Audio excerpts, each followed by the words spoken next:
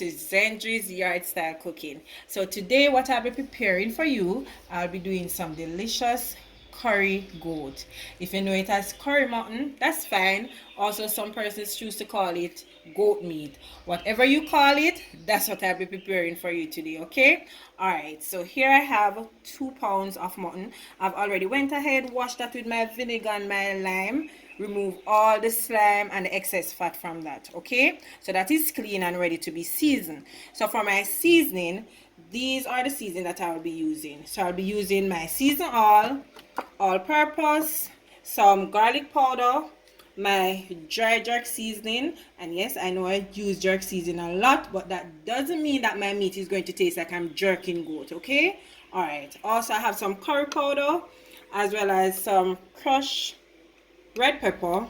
I'll be using my salt as well as some Maggi season up with ginger, and then last but not least my green blend. And guys, remember I have a video out on this. You can go ahead and check it out to see how I make my green blend, okay? So I'm just going to go ahead now and start seasoning up my meat, okay? All right, so first I'm going with about 1 tablespoon of my all-purpose seasoning, and you can just use a generous amount when you're seasoning your meat, okay? All right, so that's that. Then I'm going in with my season oil, 1 tablespoon again for that, as well as my jerk seasoning. This is my dry jerk. I'll be using my garlic powder, so that's about 1.5 teaspoons. I'll be using a little pepper flakes because the jerk seasoning already having pepper flakes in it, okay?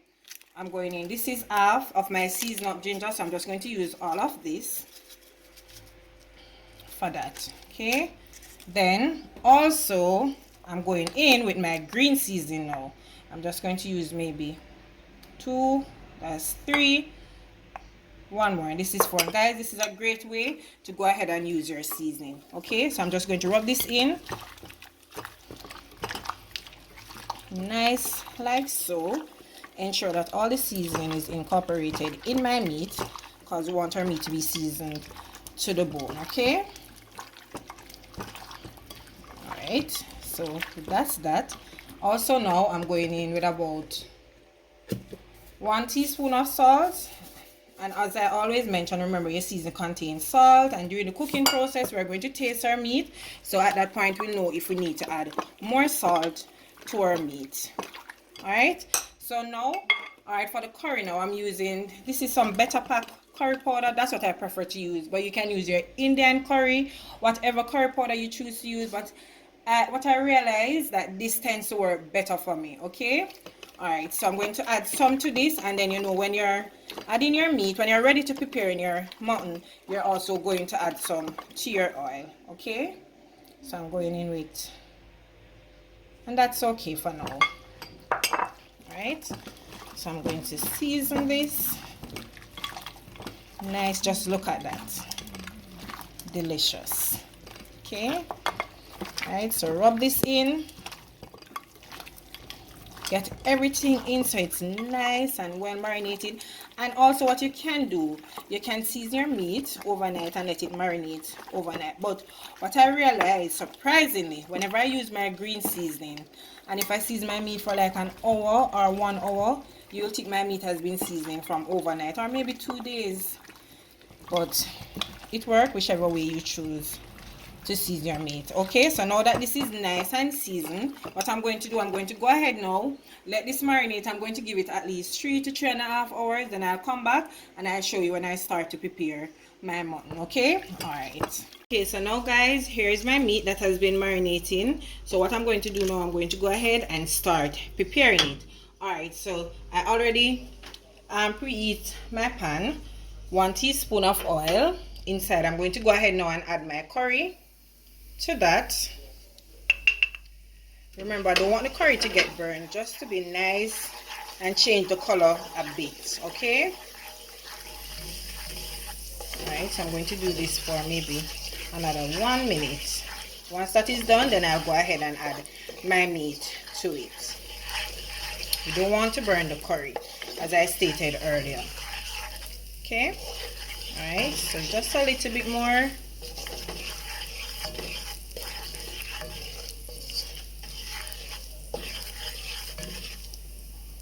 Okay, so this is nicely done. I'm going to go ahead now and add my meat to it.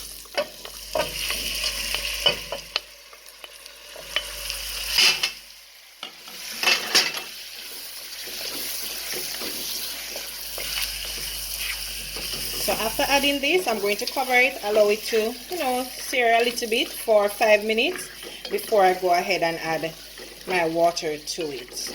Okay, so this is how it is looking now. So I'm going to go ahead now, cover this for 5 minutes, come back, and so now checking back. This is how we're looking after the first 5 minutes. Alright, so this is nicely done. So what I'm going to do, I'm going in now with 4 cups of water, and I'm going to let this slow cook for 2 to 2.5 hours. But as I always stated, that you can go ahead and use your pressure cooker to go ahead and do this. But I want it to have that nice little stove pot taste to it when you cook it on the stove top. So that's why I'm slow cooking it for 2 to 2.5 hours. Normally, at this stage when I'm cooking it, I would normally cut up some of my seasoning, half of my seasoning, and allow it to cook with it. But because I've already used the green season, which my green blend is basically consists of most of the season that I would use, I'm not going to add anything to it. So I'm just going to allow it to cook now, come back and check in with you guys halfway through. So now my mutton has been cooking for 2 to 2.5 hours, and it's nice and tender, as you can see. Let me show you guys. Right there. So what I'm going to do now, I'm going to go ahead now and add my vegetables to my meat. Alright, so I'll be using 1 carrot, also half of a chocho, as well as 1 Irish potato, half sweet pepper, this is a green bell pepper, as well as 1 scotch bonnet pepper. I have some scallion, I have some thyme, and some onion to that. Alright, so as it regards the sweet pepper, I don't really like to add the bell pepper to my curry. I realize it takes away the taste, but it's up to you. You can go ahead and add it. That is just my opinion. Also, I'll be adding 1 teaspoon of my green blend again. To that, I'll be adding some wakazu jerk, just a little, 1 teaspoon as well. Then I'm going to go ahead now and add all my vegetables to it, okay? And I'm going to allow this to cook for the next 5 minutes until my vegetables are nice and tender. Then I'm going to come back, add my butter, and then finish up on my curry. So now my curry goat is looking delicious. So I'm going to go ahead now and add my butter to it. And basically it's finished. I'm just going to allow the butter to melt. And then that's it for my curry goat. Oh my gosh, this smells so good, and I'm not asking any question. It tastes delicious. Okay, so I'm going to plate this up, then I'll come back and I'll show it to you. And today I'm serving it with some rice and peas, as well as my garden salad, as well as a serving of fried red plantain, and that's basically it. Okay, all right, so I'll show you once this is finished. Oh, my mutton is finished, and just look at that one pot of delicious goodness. Okay, so I'm going to go ahead now, turn the flame off, and then I plate this up and show it to you. Okay, there you have it, my curry mutton. So there you have it, guys, my delicious curry mutton. Okay, and I'm serving it today with some rice and peas, as well as potato salad, some garden salad, and a serving of fried red plantain. Okay, so once again, I hope you did enjoy today's video. So I just want you to like, share, subscribe, and also comment and tell me what did you think about today's video. Okay, remember to tell a friend, to tell another friend, and invite everybody to come on over to Zenji's Yard Style Cooking. Okay, until I come your way again with something delicious from my kitchen to yours, take care. Okay.